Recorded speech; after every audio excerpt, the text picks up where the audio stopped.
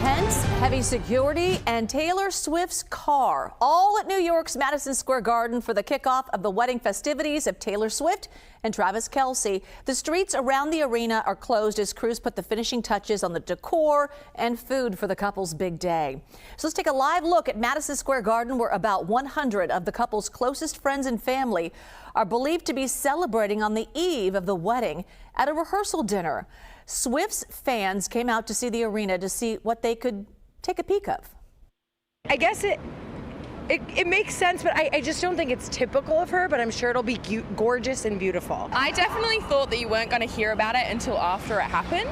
It's weird that we kind of know that it's going to happen beforehand, but no, she'll definitely take the spotlight. CBS News correspondent Jo Ling Kent is in New York. So, Jo Ling, okay, the anticipation has been building for days. What is it like out there? Do we have any more details on the wedding? What do you know?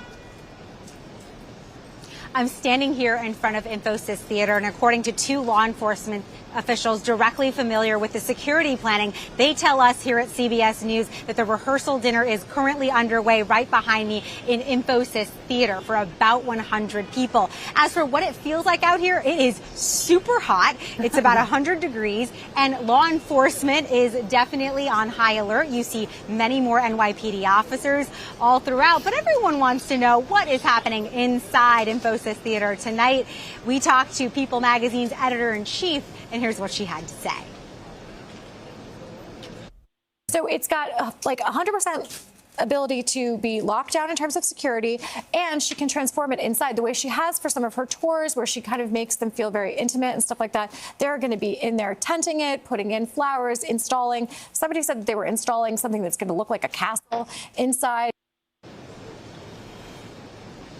We also know that throughout the past several days, we've been here staked out at Madison Square Garden. We've seen big trucks delivering food and supplies and fake trees and all kinds of different things. A big white tent was built so that people can drive in and not be photographed on their way into the event. And also Travis and Taylor today announcing through their longtime publicist, Tree Payne, that they are donating $26 million to 20 different charities all across the country. There are organizations that are based in places where they have lived before or currently live. They've got those deep ties. That includes the ASPCA, food banks, children's hospitals, musical education programs. And so this is something Taylor Swift often does. She did it regularly on the Eras Tour in cities where they stopped donating to food banks. So really keeping up that trend and that pattern for her as a philanthropist, as she is presumably in her rehearsal dinner right now.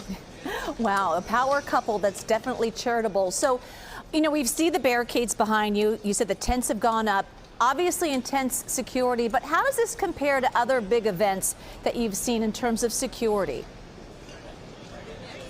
Well, New York City is known for high security that will be provided for these big events. It's, you know, nothing that any New Yorker is not used to. They just had the Knicks, right? And so this is America 250. This is Taylor Swift and Travis Kelce's wedding. There's a lot of intense activity here. Plus, everyone maybe going away for the holiday weekend. You have to remember that Madison Square Garden sits right on top of Penn Station, which is one of the busiest hubs. So what we do know is law enforcement sources are telling us 135 NYPD officers are stationed here around this perimeter for the next couple of days.